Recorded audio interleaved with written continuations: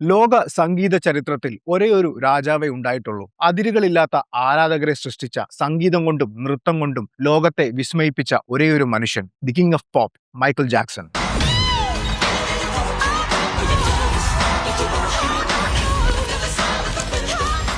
ഒരുപക്ഷെ ലോകത്തിൽ ഏറ്റവും കൂടുതൽ ആഘോഷിക്കപ്പെട്ടതും എന്നാൽ ഏറ്റവും കൂടുതൽ തെറ്റിദ്ധരിക്കപ്പെട്ടതും വേട്ടയാടപ്പെട്ടതുമായ ഒരു ജീവിതമായിരുന്നു മൈക്കിളിന്റേത്.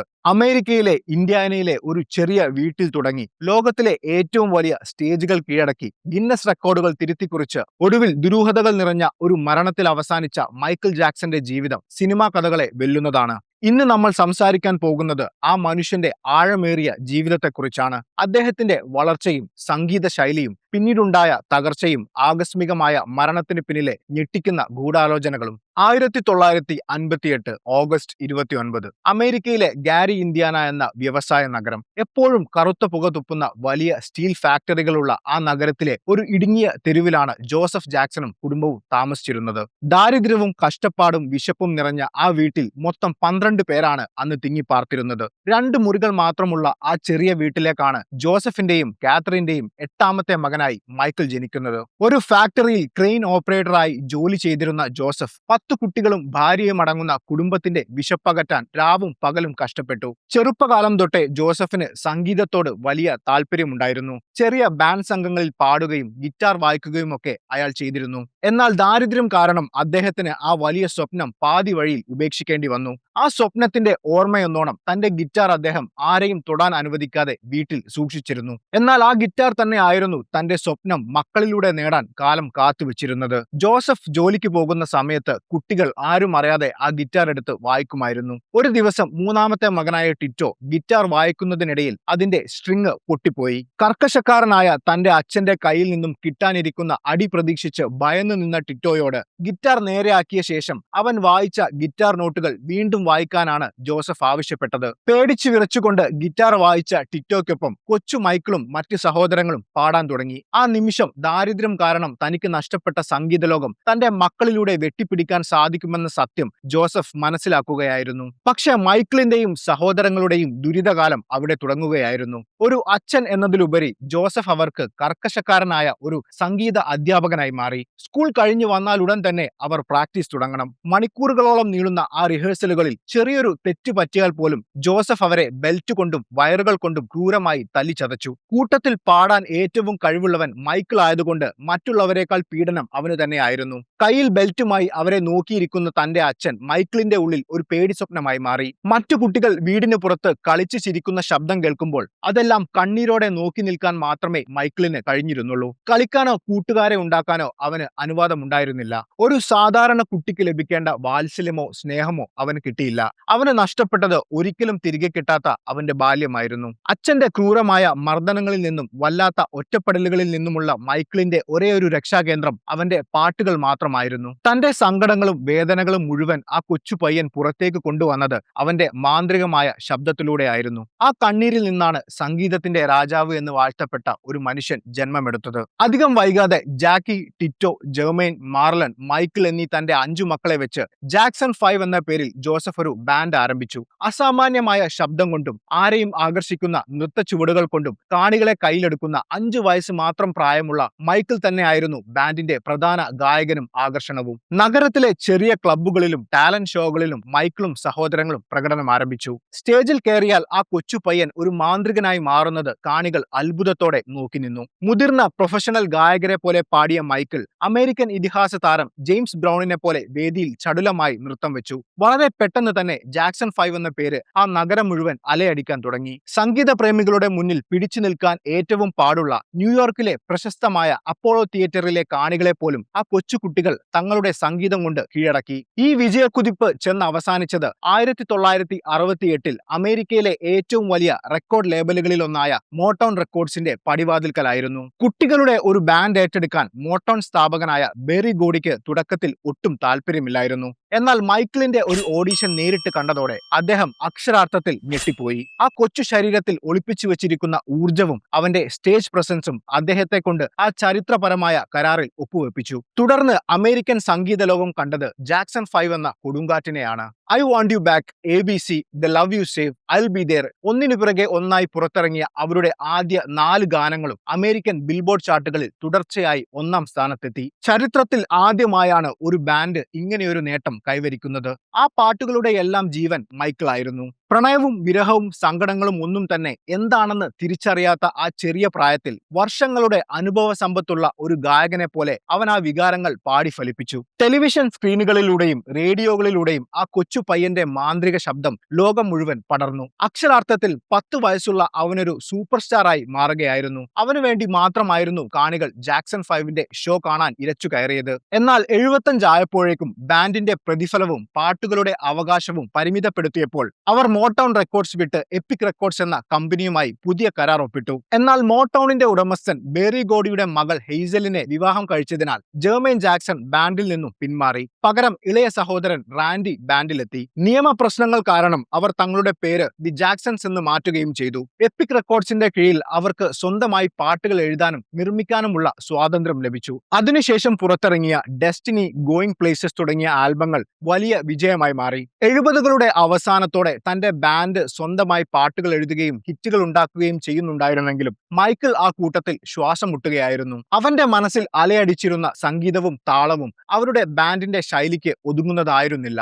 അതിനു പുറമെ അച്ഛന്റെ ഏകാധിപത്യ സ്വഭാവവും അവനെ വല്ലാതെ തളർത്തിയിരുന്നു. കടുത്ത ഏകാന്തത അനുഭവിച്ച ആ കാലഘട്ടത്തിൽ അച്ഛന്റെയും സഹോദരങ്ങളുടെയും അടുത്തുനിന്ന് എങ്ങനെയെങ്കിലും ഒഴിവായി സ്വന്തമായി ഒരു കരിയർ കെട്ടിപ്പടുക്കണമെന്ന് അവൻ ആഗ്രഹിച്ചു. പക്ഷെ അതെങ്ങനെയാണെന്ന് അവൻ അറിയില്ലായിരുന്നു. എന്നാൽ അതിനുള്ള വഴിയും അവനെ തേടിയെത്തി. അതൊരു റെക്കോർഡിംഗ് സ്റ്റുഡിയോയിലായിരുന്നില്ല, മറിച്ച് ഒരു സിനിമയുടെ സെറ്റിലായിരുന്നു. 1978 ദ വിസ് എന്ന മ്യൂസിക്കൽ സിനിമയിൽ അഭിനയിക്കാൻ മൈക്കിളിന് അവസരം ലഭിച്ചു. ആ സിനിമയുടെ സംഗീത സംവിധായകൻ പ്രശസ്തനായ ക്വിൻസി ജോൺസ് ആയിരുന്നു. റിഹേഴ്സലിന്റെ സമയത്ത് മൈക്കിളിന്റെ അസാധാരണമായ പ്രതിഭയെ തിരിച്ചറിഞ്ഞ ക്വിൻസി അവന്റെ സൂപ്പർ സ്റ്റാർ പരിവേഷത്തിന് പിന്നിൽ സംഗീതത്തോട് അങ്ങേയറ്റം ആത്മാർത്ഥതയുള്ള ഒരു യഥാർത്ഥ കലാകാരനുണ്ടെന്ന് മനസ്സിലാക്കി. അങ്ങനെയിരിക്കെ ഒരു ദിവസം തനിക്കൊരു സോളോ ആൽബം ചെയ്യാൻ ആഗ്രഹമുണ്ടെന്നും അതിനു പറ്റിയ ഒരു പ്രൊഡ്യൂസറെ കണ്ടെത്തി തരുമോ എന്ന് മൈക്കിൾ ക്വിൻസിയോട് ചോദിച്ചു. അത് ഞാൻ തന്നെ ആയാലോ എന്നായിരുന്നു ക്വിൻസിയുടെ മറുപടി. മൈക്കിളിന്റെ ശബ്ദത്തിലെ വ്യത്യസ്തമായ തലങ്ങൾ പുറത്തു കൊണ്ടുവന്ന ക്വിൻസിയും മൈക്കിളും ചേർന്ന് സ്റ്റുഡിയോയിൽ തീർത്തത്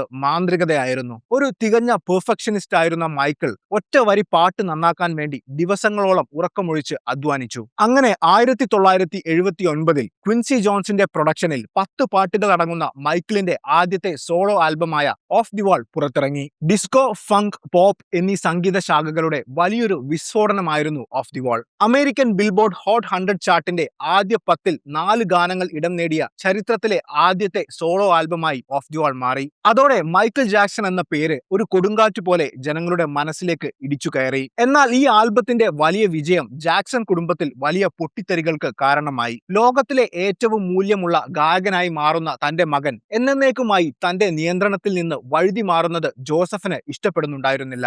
സഹോദരങ്ങളുടെ അവസ്ഥയും വ്യത്യസ്തമായിരുന്നില്ല. അവർക്ക് മൈക്കിളിനോട് സ്നേഹമുണ്ടായിരുന്നെങ്കിലും ലോകം ഇപ്പോൾ ദി ജാക്സൺസ് എന്നതിലുപരി മൈക്കിൾ ജാക്സനെ മാത്രമാണ് ശ്രദ്ധിക്കുന്നതെന്ന സത്യം അവരിൽ നിരാശയും അസൂയയും വളർത്തി. കുടുംബത്തിന്റെ സാമ്പത്തിക ഭാരം മുഴുവൻ ചുമന്നിട്ടും തനിക്ക് ലഭിച്ച വിജയത്തിന്റെ പേരിൽ സ്വന്തം കുടുംബത്തിൽ നിന്ന് തന്നെ അവഗണനയും കുറ്റപ്പെടുത്തലുകളും നേരിടേണ്ടി വന്നത് അവന് വലിയ സങ്കടമുണ്ടാക്കി. കുടുംബവുമായുള്ള ഈ അകൽച്ച പിന്നീട് ഒരിക്കലും പൂർണ്ണമായി അവസാനിച്ചില്ലെങ്കിലും ആ മാറ്റം മൈക്കിളിന് അത്യാവശ്യമായിരുന്നു. ഓഫ് ദി വാൾ വെറും ഒരു ആൽബം ആയിരുന്നില്ല, അത് മൈക്കിളിന്റെ സ്വാതന്ത്ര്യ പ്രഖ്യാപനമായിരുന്നു. തന്റെ വ്യക്തിപരമായ കാഴ്ചപ്പാടും സംഗീതവും പിന്തുടരാൻ ജാക്സൺ എന്ന പേരോ കുടുംബത്തിന്റെ തണലോ ആവശ്യമില്ലെന്ന് അവൻ ലോകത്തിനു മുന്നിൽ തെളിയിച്ചു. തന്റെ സംഗീതത്തെയും സ്വപ്നങ്ങളെയും സംരക്ഷിക്കാൻ സ്വന്തമായി ഒരു സാമ്രാജ്യം കെട്ടിപ്പടുക്കാൻ തന്നെ അവൻ തീരുമാനിച്ചു. എങ്കിലും തന്റെ കുടുംബത്തിനു വേണ്ടി മൈക്കിൾ അടുത്ത വർഷം ജാക്സൺസ് ബാൻഡിനൊപ്പം ചേർന്ന് ട്രയംഫ് എന്ന ആൽബം ചെയ്തു. വമ്പൻ ഹിറ്റായ ഈ ആൽബത്തിന്റെ വിജയത്തിന് പിന്നിലെ പ്രധാന കാരണം മൈക്കിൾ തന്നെ ആയിരുന്നു. അതിലെ പാട്ടുകൾ എഴുതിയതും നിർമ്മിച്ചതും പ്രധാനമായും അവൻ ഒറ്റയ്ക്കായിരുന്നു. 1981 ഈ ആൽബത്തിന് വേണ്ടി 25ഓളം സ്റ്റേജുകളിൽ അവർ ഒരു വലിയ ടൂർ നടത്തി. സഹോദരങ്ങൾക്കൊപ്പം ആയിരുന്നെങ്കിലും മൈക്കിൾ എന്ന വ്യക്തിയിലേക്ക് മാത്രമായിരുന്നു ലോകത്തിന്റെ മുഴുവൻ ശ്രദ്ധയും. അതേസമയം ഓഫ് ദ വാളിന്റെ വിജയത്തിൽ മൈക്കിൾ ഒട്ടും തൃപ്തനായിരുന്നില്ല. അക്കൊല്ലത്തെ ഗ്രാമി അവാർഡ്സിൽ ഓഫ് ദ വാൾ വലിയ രീതിയിൽ അവഗണിക്കപ്പെട്ടു. മികച്ച ആൽബത്തിനുള്ള നോമിനേഷൻ പോലും അതിന് ലഭിക്കാത്തത് മൈക്കിളിനെ വല്ലാതെ സങ്കടപ്പെടുത്തി. അതോടെ തന്റെ അടുത്ത ആൽബം അവർക്ക് ഒരിക്കലും അവഗണിക്കാൻ സാധിക്കാത്ത, ലോകം ഇന്നേ വരെ കണ്ടതിൽ വെച്ച് ഏറ്റവും പുതുമയേറിയതും മികച്ചതുമായിരിക്കുമെന്ന് മൈക്കിൾ ക്വിൻസി ജോൺസന് ഉറപ്പു നൽകി. മൈക്കിൾ ക്വിൻസിക്ക് നൽകിയ ആ വാക്ക് അക്ഷരം പ്രതി സത്യമാവുന്നതാണ് പിന്നീട് ലോകം കണ്ടത്. ഒരു ഒരു ആൽബത്തിൽ ഒന്നോ രണ്ടോ മികച്ച പാട്ടുകൾ, ബാക്കിയെല്ലാം ആൽബം പൂർത്തിയാക്കാൻ വേണ്ടി ഒരുക്കുന്ന ആവറേജ് പാട്ടുകൾ. അതായിരുന്നു അന്നത്തെ സംഗീത ലോകത്തെ രീതി. എന്നാൽ മൈക്കിളിന്റെ ലക്ഷ്യം മറ്റൊന്നായിരുന്നു. തന്റെ ആൽബത്തിലെ ഓരോ പാട്ടും ജനങ്ങളുടെ മനസ്സിൽ ഒരു മാസ്റ്റർ പീസായി തങ്ങി നിൽക്കണം. അടുത്ത ഒരു വർഷം തന്റെ രണ്ടാമത്തെ ആൽബത്തിന് വേണ്ടി രാവും പകലുമില്ലാതെ മൈക്കിൾ അധ്വാനിച്ചു. ഓരോ ബീറ്റും ഓരോ ശബ്ദവും അതിന്റെ പൂർണ്ണതയിൽ എത്തുന്നതുവരെ മൈക്കിൾ റെക്കോർഡിംഗ് തുടർന്നു. പല പാട്ടുകളും മൈക്കിൾ 25 തവണ വരെ റീ റെക്കോർഡിംഗ് ചെയ്തതായി പറയപ്പെടുന്നു. ഒടുവിൽ മാസങ്ങൾ നീണ്ട കാത്തിരിപ്പിന് ശേഷം 1982 നവംബർ 30-ന് ലോക സംഗീത വ്യവസായത്തെ അക്ഷരാർത്ഥത്തിൽ ഇതിനു മുൻപും ഇതിനു ശേഷവും എന്ന് രണ്ടായി വിഭജിച്ച ദ ത്രില്ലർ എന്ന ആ മാന്ത്രിക വിസ്മയം ലോകത്തിന് മുന്നിൽ റിലീസായി. ത്രില്ലർ എന്ന ആൽബം സംഗീത ലോകത്ത് മാത്രം സംഭവിച്ച ഒന്നായിരുന്നില്ല, മറിച്ച് ലോകത്തെ ഒന്നടങ്കം പിടിച്ചുകുലുക്കിയ ഒരു ഭൂകമ്പമായിരുന്നു. അന്നത്തെ അമേരിക്കൻ സംഗീത വ്യവസായം അദൃശ്യമായ ചില മതിലുകളാൽ വിഭജിക്കപ്പെട്ടിരുന്നു. കറുത്ത വർഗ്ഗക്കാർക്ക് R&B മ്യൂസിക്, വെള്ളക്കാർക്ക് റോക്ക് മ്യൂസിക് എന്നിങ്ങനെ സംഗീതത്തിന് പോലും നിറത്തിന്റെ അതിരുകൾ ഉണ്ടായിരുന്നു. എന്നാൽ ഈ അതിർവരമ്പുകളെയെല്ലാം മൈക്കിൾ ജാക്സൺ എന്ന കറുത്ത വർഗ്ഗക്കാരൻ ഒറ്റയടിക്ക് തകർത്തെറിഞ്ഞു. ബീറ്റ് ഇറ്റ് എന്ന ഗാനത്തിലൂടെ പ്രശസ്ത റോക്ക് ഗിറ്റാറിസ്റ്റ് എഡി വാൻ ഹാലനെ അവൻ കൂട്ടുപിടിച്ചപ്പോൾ ഹാർഡ് കോർ റോക്ക് ആരാധകർ പോലും ആവേശത്തോടെ കൈയടിച്ചു. മറുവശത്ത് Billie Jean, wanna be starting something പോലെയുള്ള ട്രാക്കുകൾ ലോകത്തെ മുഴുവൻ ഡാൻസ് ചെയ്യിപ്പിച്ചു. പോപ്പും റോക്കും ഫങ്കും R&Bയും എല്ലാം ഒത്തുചേർന്നപ്പോൾ അവിടെ ജനിച്ചത് ഇന്നുവരെ ആരും കേട്ടിട്ടില്ലാത്ത ഒരു പുതിയ സംഗീതമായിരുന്നു. ഭാഷ, വർണ്ണം, ജാതി, മതം എന്നുവേണ്ട ഒരു വ്യത്യാസങ്ങളുമില്ലാതെ ലോകം മുഴുവൻ ഒരു മനുഷ്യന്റെ ശബ്ദത്തിലേക്ക് ഒതുങ്ങി. കാസറ്റുകളും റെക്കോർഡുകളും വിൽക്കുന്ന കടകൾക്ക് മുന്നിൽ ആളുകളുടെ വലിയ ക്യൂ രൂപപ്പെട്ടു. സ്റ്റോക്കുകൾ എത്തിച്ച് മണിക്കൂറുകൾക്കുള്ളിൽ തന്നെ അവയെല്ലാം വിറ്റുതീർന്നു. ലോകമെമ്പാടുമുള്ള റേഡിയോ സ്റ്റേഷനുകൾ ത്രില്ലറിലെ പാട്ടുകൾ പ്ലേ ചെയ്യാൻ വേണ്ടി മത്സരിച്ചു. സംഗീത ചരിത്രത്തിൽ ഇന്നുവരെ ആരും തൊടാത്ത ഉയരങ്ങളിലേക്ക് ആ ആൽബം കുതിച്ചുയർന്നു. ഒന്നോ രണ്ടോ ലക്ഷമല്ല, ഏകദേശം 70 ദശലക്ഷത്തിലധികം കോപ്പികളാണ് ലോകമെമ്പാടുമായി വിറ്റഴിഞ്ഞത്. അതോടെ ലോക സംഗീത ചരിത്രത്തിൽ ഇന്നുവരെ ഏറ്റവും അധികം വിറ്റഴിക്കപ്പെട്ട ആൽബം എന്ന റെക്കോർഡ് ത്രില്ലർ സ്വന്തമാക്കി. 45 വർഷമായിട്ടും ഇന്നും തകരാതെ നിൽക്കുന്ന റെക്കോർഡ്.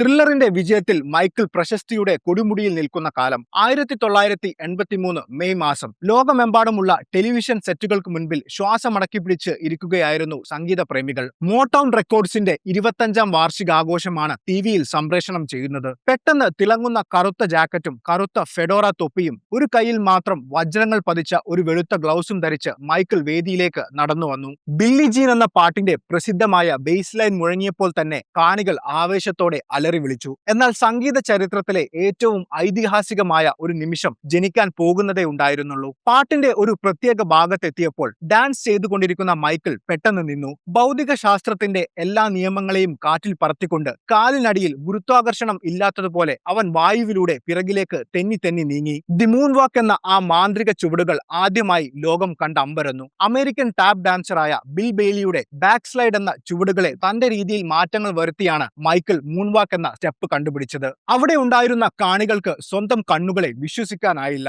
ആ ഒരൊറ്റ രാത്രി കൊണ്ട് വെറും ഒരു പോപ്പ് ഗായകൻ എന്നതിലുപരി മൈക്കിൾ ജാക്സൺ ലോകത്തിന് മുന്നിൽ ഒരു മാന്ത്രികനായി മാറി. തന്റെ ആദ്യ ആൽബമായ ഓഫ് ദി വാളിന് മികച്ച അംഗീകാരം നിഷേധിക്കപ്പെട്ട അന്ന് കണ്ണീരോടെ മൈക്കിൾ ക്വിൻസിക്ക് കൊടുത്ത വാക്ക് എത്രത്തോളം വലുതായിരുന്നു എന്ന് ലോകം മനസ്സിലാക്കിയത് 1984-ലെ ഗ്രാമി അവാർഡ്സ് വേദിയിലായിരുന്നു. അന്ന് തന്നെ അവഗണിച്ചവർക്ക് മുന്നിലേക്ക് ഒരു ചക്രവർത്തിയെ പോലെ മൈക്കിൾ കടന്നു വന്നു. ഒന്നിനു പിറകെ ഒന്നായി അവാർഡുകൾ പ്രഖ്യാപിച്ചപ്പോൾ ആ വേദി മുഴുവൻ അയാൾക്കായി എഴുന്നേറ്റ് നിന്ന് കൈയടിച്ചു. ഒരൊറ്റ രാത്രിയിൽ ത്രില്ലർ എന്ന ആ ആൽബത്തിന് മൈക്കിൾ നേടിയത് 8 ഗ്രാമി അവാർഡുകളാണ്. സംഗീത ചരിത്രത്തിൽ ആദ്യമായാണ് ഒരാൾ ഇത്രയും ഗ്രാമികൾ ഒരുമിച്ച് സ്വന്തമാക്കുന്നത്. തന്റെ കഴിവ് സംശയിച്ചവർക്ക് മുൻപിൽ അക്ഷരാർത്ഥത്തിൽ സംഗീത ലോകത്തിന്റെ സിംഹാസനത്തിൽ രാജാവായി മൈക്കിൾ ജാക്സൺ ഇരിക്കുന്ന കാഴ്ചയായിരുന്നു അത്. ഈ വിജയത്തിന് പിന്നിൽ അദ്ദേഹം മറികടന്ന വലിയൊരു കടമ്പയുണ്ടായിരുന്നു. അമേരിക്കൻ ടെലിവിഷൻ ചാനലുകൾക്ക് അന്ന് എഴുതപ്പെടാത്ത ഒരു നിയമമുണ്ടായിരുന്നു. MTV പോലെയുള്ള വലിയ സംഗീത ചാനലുകൾ കറുത്ത വർഗ്ഗക്കാരുടെ വീഡിയോകൾ കാണിക്കാൻ അന്ന് വല്ലാതെ മടിച്ചിരുന്നു. റോക്ക് സംഗീതം പാടുന്ന വെള്ളക്കാരുടെ വീഡിയോകൾ മാത്രമായിരുന്നു അവർ പ്ലേ ചെയ്തിരുന്നത്.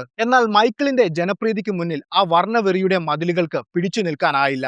മൈക്കിൾ ജാക്സന്റെ വീഡിയോകൾ പ്ലേ ചെയ്യാതെ തങ്ങൾക്ക് മുൻപോട്ട് പോകാൻ കഴിയില്ല എന്ന അവസ്ഥ വന്നതോടെ ചരിത്രത്തിൽ ആദ്യമായി MTV മൈക്കിളിന് മുന്നിൽ കീഴടങ്ങി. തുടർന്ന് ലോകം മുഴുവൻ TV സ്ക്രീനുകളിലൂടെ മൈക്കിളിനെ നെഞ്ചിലേറ്റുന്നതാണ് എല്ലാവരും കണ്ടത്. അടുത്ത വർഷത്തോടെ ജാക്സൺസ് ബാൻഡിൽ നിന്നും പൂർണ്ണമായും പിന്മാറുന്നതായി പ്രഖ്യാപിച്ച മൈക്കിൾ അടുത്ത 4 വർഷം സമയമെടുത്താണ് തന്റെ മൂന്നാമത്തെ ആൽബമായ 11 പാട്ടുകളുള്ള ബാഡ് റിലീസ് ചെയ്തത്. സംഗീതം കേൾക്കാൻ മാത്രമുള്ളതല്ല എന്നായിരുന്നു മൈക്കിളിന്റെ വിശ്വാസം. ഓരോ പാട്ടും ഓരോ കഥ പറയണം എന്നവൻ ആഗ്രഹിച്ചു. അതുകൊണ്ട് തന്റെ ഓരോ മ്യൂസിക് വീഡിയോയും വെറും ഒരു പാട്ടായിട്ടല്ല, മറിച്ച് വലിയ ബഡ്ജറ്റുള്ള ഓരോ ഷോർട്ട് ഷോർട്ട് ഫിലിംസ് പോലെയാണ് അദ്ദേഹം ചിത്രീകരിച്ചത്. ഓസ്കാർ അവാർഡ് ജേതാക്കളായ വിശ്വവിഖ്യാത സിനിമാ സംവിധായകർ Martin Scorsese, David Fincher, Francis Ford Coppola എന്നിവരൊക്കെ മൈക്കിളിന്റെ മ്യൂസിക് വീഡിയോസ് ഡയറക്ട് ചെയ്തിട്ടുണ്ട്. മൈക്കിൾ വെറും ഒരു ഗായകൻ മാത്രം ആയിരുന്നില്ല, അതായിരുന്നു അദ്ദേഹത്തിന്റെ ഏറ്റവും വലിയ പ്രത്യേകത. തന്റെ സ്വന്തം ശബ്ദത്തെ ഒരു സംഗീത ഉപകരണം പോലെ അദ്ദേഹം ഉപയോഗിച്ചു. പാട്ടിന്റെ വരികൾക്കിടയിലെ വികാരങ്ങൾ ഏറ്റവും തീവ്രമായി പുറത്തു കൊണ്ടുവരാൻ അദ്ദേഹം ഉപയോഗിച്ച വോക്കൽ ഹിക്കപ്പുകൾ, അതായത് ശബ്ദങ്ങൾക്കിടയിലുള്ള ഒരു പ്രത്യേക തരം വിക്കലുകൾ, ഒരു സംഗീത ഉപകരണവും ഇല്ലാതെ വായ കൊണ്ട് മ്യൂസിക് ഉണ്ടാക്കുന്ന ബീറ്റ് ബോക്സിംഗ്, ഇതെല്ലാം ലോകത്തിന് ഒരു പുതിയ അനുഭവമായിരുന്നു. സംഗീതത്തിനൊപ്പം അദ്ദേഹത്തിന്റെ വസ്ത്രധാരണവും ലോകമെമ്പാടുമുള്ള യുവാക്കൾ ഒരു ആവേശമായി ഏറ്റെടുത്തു. ഇരുട്ടിൽ ഡാൻസ് ചെയ്യുമ്പോഴും ആളുകളുടെ ശ്രദ്ധ തന്റെ കാലുകളിലെ ചുവടുകളിലേക്ക് വരാൻ വേണ്ടിയാണ് അദ്ദേഹം കറുത്ത ഷൂസിനൊപ്പം എപ്പോഴും വെളുത്ത സോക്സുകൾ ധരിച്ചത്. പ്ലാസ്റ്ററുകൾ ഒട്ടിച്ച വിരലുകൾ, തലയിലെ ആ ചെറിയ തൊപ്പി, ഒരു കയ്യിൽ മാത്രം ധരിക്കുന്ന തിളങ്ങുന്ന ഗ്ലൗസ്, മൈക്കിൾ സ്വയം ഡിസൈൻ ചെയ്തിരുന്ന ഇവയെല്ലാം ലോകം മുഴുവൻ ഒരു ഫാഷൻ തരംഗമായി മാറി. പാട്ടുകൊണ്ടും നൃത്തം കൊണ്ടും വസ്ത്രം കൊണ്ടും ആളുകളെ എങ്ങനെ ഹിപ്നോട്ടൈസ് ചെയ്യാമെന്ന് മൈക്കിൾ ജാക്സൺ ലോകത്തിന് കാണിച്ചു കൊടുക്കുകയായിരുന്നു. 91-ൽ തന്റെ 4ാമത്തെ ആൽബമായ ഡേഞ്ചറസ് റിലീസ് ചെയ്യുമ്പോഴേക്കും മൈക്കിളിന് ഒരു ദൈവിക പരിവേഷമായിരുന്നു ജനങ്ങളുടെ മനസ്സിൽ. ജീസസ് ക്രൈസ്റ്റിനും പ്രോഫറ്റ് മുഹമ്മദിനും ശേഷം ലോകം ഏറ്റവും കൂടുതൽ ആരാധിച്ച, ചർച്ച ചെയ്ത മനുഷ്യനായി മൈക്കിൾ വാഴ്ത്തപ്പെട്ടു. സംഗീതത്തിലൂടെ ജനങ്ങൾക്കിടയിൽ സ്നേഹവും സന്തോഷവും സമാധാനവും കൊണ്ടുവരിക എന്നതാണ് തന്റെ ഉദ്ദേശമെന്ന് പൊതുവേദികളിൽ പറയുക മാത്രമല്ല, man in the mirror, heal the world, we are the world പോലെയുള്ള പാട്ടുകളിലൂടെ ലോകത്ത് നടക്കുന്ന അനീതികൾക്കെതിരെയും അതിനെതിരെ കണ്ണടയ്ക്കുന്ന അധികാരികൾക്കെതിരെയും മൈക്കിൾ പലതവണ ആഞ്ഞടിച്ചു. എന്നാൽ പ്രശസ്തിയുടെ കൊടുമുടിയിൽ നിൽക്കുമ്പോഴും താൻ ആഗ്രഹിച്ചതെല്ലാം നേടിയപ്പോഴും മൈക്കിൾ ജാക്സൺ എന്ന ഇതിഹാസം തിരികെ നടന്നിരുന്നത് കടുത്ത ഏകാന്തതയിലേക്കായിരുന്നു. ലോകം മുഴുവൻ ഒരു ദൈവത്തെ പോലെ ആരാധിച്ചപ്പോഴും ഉള്ളിൽ അദ്ദേഹം വളരെ ഒറ്റപ്പെട്ടവനായിരുന്നു. മനസ്സുകൊണ്ട് എന്നും ഒരു കൊച്ചുകുട്ടിയായിരുന്ന മൈക്കിളിന് നഷ്ടപ്പെട്ടുപോയ സ്വന്തം ബാല്യമായിരുന്നു ഏറ്റവും വലിയ സങ്കടം. ആ നഷ്ടം നികത്താൻ വേണ്ടി കാലിഫോർണിയയിലെ മലഞ്ചെരുവുകളിൽ 2700 ഏക്കർ സ്ഥലത്ത് അദ്ദേഹം ഒരു സ്വപ്നലോകം പണിതീർത്തു. വലിയ അമ്യൂസ്മെന്റ് പാർക്കും മൃഗശാലയും കൃഷിയിടങ്ങളും എന്നുവേണ്ട എല്ലാ ആഡംബരങ്ങളും ഉള്ളൊരു വീട്. അതാണ് പ്രശസ്തമായ നെവർലാൻഡ് റാഞ്ച്. അവിടെ എണ്ണമറ്റ കളിപ്പാട്ടങ്ങൾക്കിടയിൽ കുട്ടികൾക്കൊപ്പം സമയം ചെലവഴിക്കാൻ അദ്ദേഹം ഏറെ ഇഷ്ടപ്പെട്ടു. ഒരിക്കലും പ്രായമാകാത്ത കൊച്ചുകുട്ടിയായ പീറ്റർ പാൻ എന്ന കാർട്ടൂൺ കഥാപാത്രമാണ് താനെന്ന്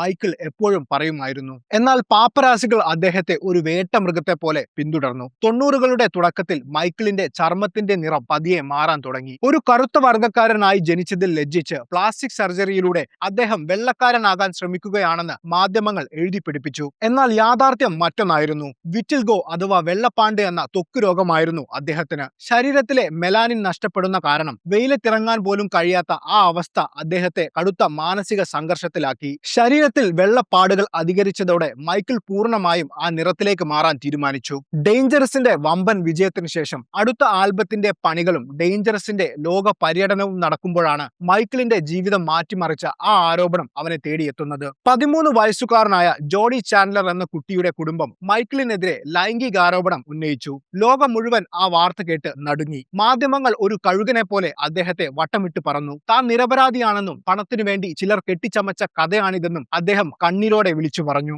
ആ സമയത്ത് ഡേഞ്ചറസ് ആൽബത്തിന്റെ ലോക പര്യടനത്തിലായിരുന്ന മൈക്കിൾ ഈ ആരോപണങ്ങളെ തുടർന്ന് കടുത്ത മാനസിക സമ്മർദ്ദത്തിലായി. പോലീസിന്റെ പരിശോധനകളും മാധ്യമ വിചാരണകളും അദ്ദേഹത്തെ തളർത്തി. ഒടുവിൽ വർഷങ്ങൾ നീളുന്ന ഒരു കേസ് തന്റെ സംഗീത ജീവിതത്തെയും ആരോഗ്യത്തെയും പൂർണ്ണമായി തകർക്കുമെന്ന് ഭയന്ന അദ്ദേഹം യാതൊരു തെളിവുകളും ഇല്ലാതിരുന്നിട്ടും അഭിഭാഷകരുടെ ഉപദേശം കണക്കിലെടുത്ത് കോടതിക്ക് പുറത്തുവെച്ച് ഒരു വലിയ തുക നൽകി ആ കേസ് ഒത്തുതീർപ്പാക്കി. നിയമപരമായി കേസ് അവസാനിച്ചെങ്കിലും കുറ്റക്കാരനായതുകൊണ്ടാണ് പണം നൽകി കേസ് ഒതുക്കിയതെന്ന് ലോകം വിശ്വസിച്ചു. തന്റെ കഴിവും അധ്വാനവും ഉപയോഗിച്ച് താൻ ഉണ്ടാക്കിയ പേരും പ്രശസ്തിയും ആരോ ഒരുക്കിയ ചതിയുടെ പേരിൽ കളങ്കപ്പെട്ടത് മൈക്കിളിന് താങ്ങാവുന്നതിലും അപ്പുറമായിരുന്നു. മുൻപൊരു പരസ്യ ചിത്രീകരണത്തിനിടെ തലയ്ക്ക് തീപിടിച്ചുണ്ടായ പൊള്ളലിന്റെ ശാരീരിക വേദനകളും അതിനൊപ്പമുള്ള ഈ വലിയ മാനസിക സംഘർഷങ്ങളും കൂടിയായപ്പോൾ മൈക്കിൾ വേദന സംഹാരികൾക്ക് അടിമയാകാൻ തുടങ്ങി. എങ്കിലും മൈക്കിൾ പൊരുതാൻ തന്നെ തീരുമാനിച്ചു. തന്റെ അടുത്ത ആൽബമായ ഹിസ്റ്ററിയും ബ്ലഡ് ഓൺ ദി ഡാൻസ് ഫ്ലോറും 95-ലും 97-ലുമായി റിലീസ് ചെയ്തു. അതൊരു യുദ്ധ പ്രഖ്യാപനമായിരുന്നു.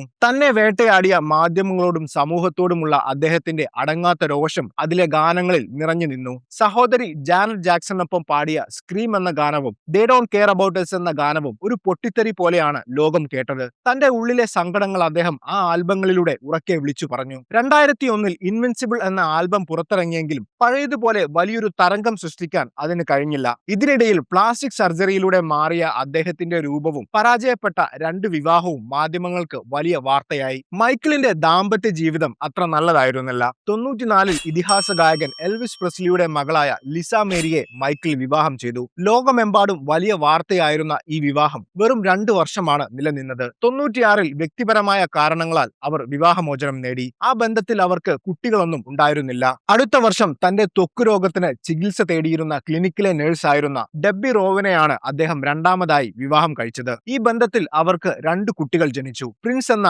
ആൺകുട്ടിയും പാരിസ് എന്ന പെൺകുട്ടിയും. എന്നാൽ ആ വിവാഹത്തിനും 2 വർഷമേ ആയുസ്സുണ്ടായിരുന്നുള്ളൂ. 99-ൽ ഡെബ്ബിയുമായി മൈക്കിൾ വേർപിരിഞ്ഞു. വിവാഹമോചനത്തിന് ശേഷം കുട്ടികളുടെ പൂർണ്ണ സംരക്ഷണ ചുമതല മൈക്കിൾ ജാക്സൺ തന്നെ ഏറ്റെടുത്തു. വാടക ഗർഭപാത്രത്തിലൂടെയാണ് മൈക്കിളിന് ബ്ലാങ്കറ്റ് എന്ന 3ാമത്തെ മകൻ ജനിച്ചത്. ഈ കുട്ടിയുടെ അമ്മയുടെ പേര് മൈക്കിൾ ഇതുവരെ വെളിപ്പെടുത്തിയിട്ടില്ല. എന്നാൽ മൈക്കിളിന്റെ ജീവിതത്തിലെ ഏറ്റവും ഇരുണ്ട അധ്യായം ആരംഭിക്കുന്നത് 2003-ലാണ്. മാർട്ടിൻ ബഷീർ എന്ന പത്രപ്രവർത്തകൻ അദ്ദേഹത്തെക്കുറിച്ചെടുത്ത ഒരു ഡോക്യുമെന്ററി പുറത്തു വന്നതോടെ വലിയ വിവാദങ്ങൾ പൊട്ടിപ്പുറപ്പെട്ടു. കുട്ടികളോടുള്ള മൈക്കിളിന്റെ സ്നേഹത്തെ വളരെ മോശമായ രീതിയിലാണ് അതിൽ ചിത്രീകരിച്ചിരുന്നത്. ഇതിനു തൊട്ടു പിന്നാലെ ഗാവിൻ എന്ന മറ്റൊരു കുട്ടി മൈക്കിളിനെതിരെ ലൈംഗിക ആരോപണവുമായി രംഗത്തെത്തി. ഇത്തവണ പണം കൊടുത്ത് ഒത്തുതീർപ്പാക്കാൻ മൈക്കിൾ തയ്യാറായില്ല. താൻ ചെയ്യാത്ത കുറ്റങ്ങളുടെ പേരിൽ ജയിലിൽ കിടക്കാനും പണം നൽകാനും താൻ തയ്യാറല്ലെന്ന് മൈക്കിൾ പറഞ്ഞു. അതോടെ മൈക്കിൾ അറസ്റ്റ് ചെയ്യപ്പെട്ടു. 2005-ൽ കേസിന്റെ വിചാരണ ആരംഭിച്ചു. മാധ്യമങ്ങളുടെ ക്രൂരമായ വേട്ടയാടൽ അദ്ദേഹത്തെ പൂർണ്ണമായും തളർത്തി.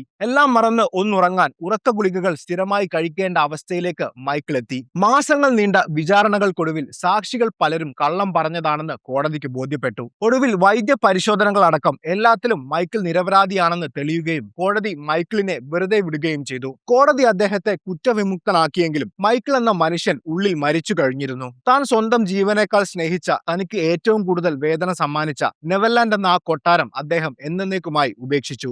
സംഗീതത്തിന്റെ കൊടുമുടിയിൽ നിന്ന് സംശയങ്ങളുടെയും അപവാദങ്ങളുടെയും ഇരുളിലേക്ക് വീണുപോയ അദ്ദേഹം പിന്നീട് ലോകത്തിന്റെ കണ്ണിൽപ്പെടാതെ ഏകാന്തതയിലേക്ക് മറഞ്ഞു. വർഷങ്ങളുടെ ദുരിതങ്ങൾക്കും ഏകാന്തതയ്ക്കും ശേഷം ചാരത്തിൽ നിന്നും ഉയർത്തെഴുന്നേൽക്കുന്ന ഫീനിക്സ് പക്ഷിയെപ്പോലെ ലോകത്തിന് മുന്നിലേക്ക് ഒരു വലിയ തിരിച്ചുവരവിന് മൈക്കിൾ തയ്യാറായി. 2009 മാർച്ച് മാസം ലണ്ടനിലെ O2 അരീനയ്ക്ക് മുൻപിൽ കാത്തിരുന്ന ആയിരക്കണക്കിന് ആരാധകർക്ക് മുന്നിലേക്ക് തന്റെ ട്രേഡ് മാർക്കായ കറുത്ത സൺഗ്ലാസും സിൽവർ പാറ്റേണുള്ള ജാക്കറ്റും അണിഞ്ഞ് അദ്ദേഹം നടന്നു വന്നു. ദിസ് ഇസ് ഇറ്റ് എന്ന പേരിൽ ഒരു ലൈവ് കൺസേർട്ട് പരമ്പര അദ്ദേഹം അവിടെ പ്രഖ്യാപിച്ചപ്പോൾ ലോകം ഒന്നടങ്കം ആവേശത്തിലായി. തുടക്കത്തിൽ 10 ഷോകൾ മാത്രമാണ് പ്രഖ്യാപിച്ചിരുന്നത്. എന്നാൽ ടിക്കറ്റ് വിൽപ്പന ആരംഭിച്ച് നിമിഷങ്ങൾക്കുള്ളിൽ വെബ്സൈറ്റുകൾ ക്രാഷ് ആവുകയും ടിക്കറ്റുകൾ മുഴുവൻ വിറ്റുതീരുകയും ചെയ്തു. ആരാധകരുടെ ഈ വമ്പിച്ച പ്രതികരണം കണ്ട് സംഘാടകരായ AEG ലൈവ് ഷോകളുടെ എണ്ണം ഒറ്റയടിക്ക് 50 ഉയർത്തി. 2009 ജൂലൈ 13 മുതൽ 2010 മാർച്ച് 6 വരെ 2 ഘട്ടങ്ങളിലായാണ് ഈ 50 ഷോകൾ നടത്താൻ തീരുമാനിച്ചിരുന്നത്. തന്റെ അവസാനത്തെ ലൈവ് കൺസേർട്ട് ആയിരിക്കും ഇതെന്ന് മൈക്കിൾ ജാക്സൺ ആ പ്രഖ്യാപന വേളയിൽ പറഞ്ഞു.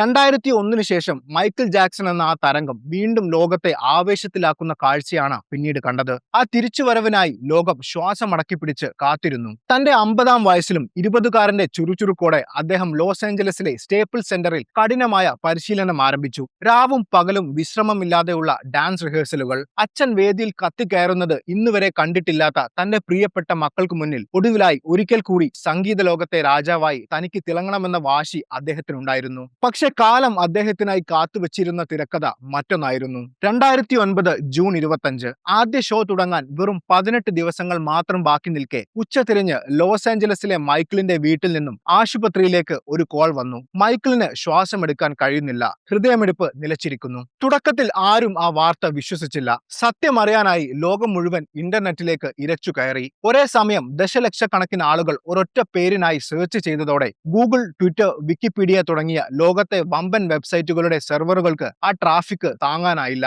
ഒരു മനുഷ്യന്റെ മരണം ഇന്റർനെറ്റ് ലോകത്തെ അക്ഷരാർത്ഥത്തിൽ നിശ്ചലമാക്കിയ ആദ്യത്തെയും അവസാനത്തെയും സംഭവമായിരുന്നു അത്. നിമിഷങ്ങൾക്കകം CNN ഉൾപ്പെടെയുള്ള വാർത്താ ചാനലുകൾ ബ്രേക്കിംഗ് ന്യൂസ് പുറത്തുവിട്ടു. മൈക്കിൾ ജാക്സൺ അന്തരിച്ചു. ലോകം കണ്ട ഏറ്റവും വലിയ സംഗീത മാന്ത്രികൻ എന്നേക്കുമായി വിട വാങ്ങിയിരിക്കുന്നു. ന്യൂയോർക്കിലെ ടൈം സ്ക്വയർ മുതൽ ലോകത്തിലെ എല്ലാ തെരുവുകളിലും ആളുകൾ പൊട്ടിക്കരഞ്ഞുകൊണ്ട് ഒരുമിച്ച് കൂടി. എന്നാൽ മൈക്കിളിന്റെ മരണത്തിന് പിന്നിലെ കാരണങ്ങൾ തികച്ചും വിശ്വസിക്കാൻ ബുദ്ധിമുട്ടുള്ളതായിരുന്നു. തിരിച്ചുവരവിന്റെ വലിയ സമ്മർദ്ദവും കടബാധ്യതകളുടെ ടെൻഷനും കാരണം ഉറക്കം നഷ്ടപ്പെട്ട മൈക്കിൾ ഒരൽപ്പം ഉറക്കത്തിനായി തന്റെ പേഴ്സണൽ ഡോക്ടറായ കൊൺറാഡ് മൊറെയോട് സ്ലീപ്പിംഗ് പിൽസ് ആവശ്യപ്പെട്ടപ്പോൾ മുറെ അദ്ദേഹത്തിന് നൽകിയത് സർജറികളിൽ മാത്രം ഉപയോഗിക്കുന്ന വീര്യം കൂടിയ അനസ്തെറ്റിക് ഡ്രഗ് ആയ പ്രൊപ്പഫോൾ എന്ന മരുന്നായിരുന്നു. ആ മരുന്നിന്റെ അമിതമായ ഡോസ് ആയിരുന്നു മൈക്കിളിന്റെ ജീവനെടുത്തത്. കൊടുത്തത്. ഒടുവിൽ ഡോക്ടറുടെ അശ്രദ്ധയാണ് മരണത്തിന് കാരണമായതെന്ന് അന്വേഷണത്തിൽ കണ്ടെത്തിയതിനെ തുടർന്ന് മുറയെ കോടതി കുറ്റക്കാരനാണെന്ന് കണ്ടെത്തി ശിക്ഷിച്ചു. പക്ഷെ 2 വർഷത്തിനകം അയാൾ ജയിൽ മോചിതനായത് ഇതൊരു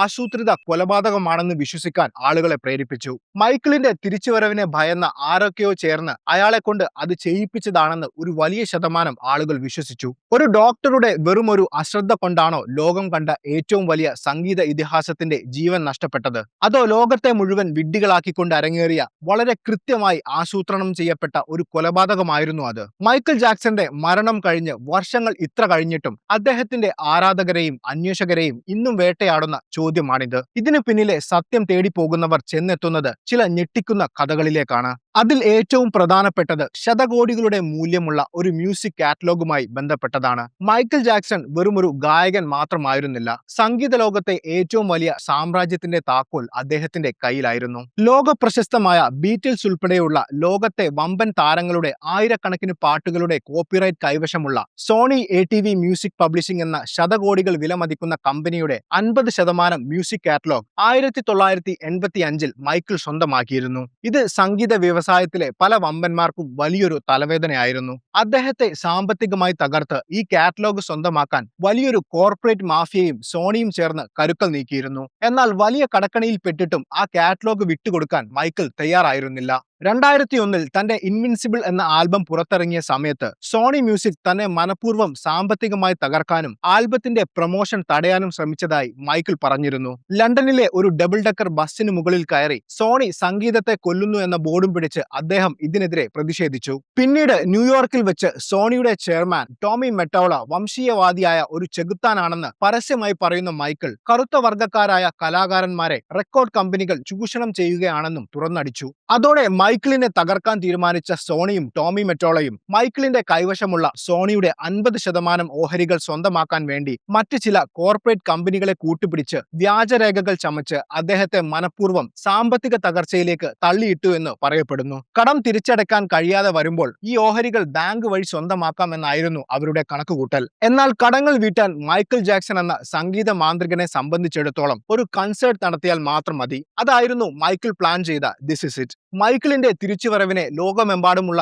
ജനങ്ങൾ വരവേറ്റത് മൈക്കിളിന്റെ ശത്രുക്കളെ ഭയപ്പെടുത്തിയെന്ന് വേണം കരുതാൻ. മറ്റൊരു കാരണം കരിയറിന്റെ തുടക്കകാലം മുതൽ ഒരു കറുത്ത വർഗ്ഗക്കാരൻ ഉയർന്നു വരുന്നതിലുള്ള വംശീയ അധിക്ഷേപങ്ങൾ മൈക്കിൾ നേരിട്ടിരുന്നു. അതുകൊണ്ട് തന്നെ ലോകത്തിൽ സ്നേഹവും സമാധാനവും സന്തോഷവും ഐക്യവും തന്റെ സംഗീതത്തിലൂടെ കൊണ്ടുവരാനാണ് താൻ ശ്രമിക്കുന്നതെന്ന് മൈക്കിൾ എപ്പോഴും പറയുമായിരുന്നു. എന്നാൽ അത് വെറും പറച്ചിൽ മാത്രമായിരുന്നില്ല. We are the world, man in the mirror, heal the world, black or white, tabloid junkie എന്നീ പാട്ടുകൾ ലോകത്തെ നന്മയിലേക്ക് നയിക്കുന്നതും വംശീയ അധിക്ഷേപങ്ങൾക്കെതിരെയും ഭരണകൂടങ്ങളുടെ കാപഢ്യം തുറന്നു കാട്ടുന്നതുമായിരുന്നു. സ്വാഭാവികമായും മൈക്കിളിനെ പോലെ ലോകമെമ്പാടും ഇത്രയും സ്വീകാര്യതയുള്ള ഒരു മനുഷ്യന്റെ വാക്കുകൾ ജനങ്ങളിൽ സ്വാധീനം ചെലുത്തുമെന്ന് ഭയന്ന ലോകം നിയന്ത്രിക്കുന്ന ചില സൈറ്റനിക് രഹസ്യ സംഘടനകൾ മൈക്കിളിന് താക്കീത് നൽകിയതായി അദ്ദേഹം തന്നെ പറഞ്ഞതായി നമുക്ക് കാണാം. എന്നാൽ ആ ഭീഷണികൾക്കൊന്നും മൈക്കിൾ വഴങ്ങിയില്ല. ഇതിനുശേഷമാണ് മൈക്കിളിനെ മാനസികമായും സാമൂഹികമായും തകർക്കാൻ വേണ്ടി അവനെതിരെ ആദ്യ ലൈംഗിക ആരോപണ കേസ് വരുന്നത് എന്നത് ചിന്തിക്കേണ്ട വിഷയം തന്നെയാണ്.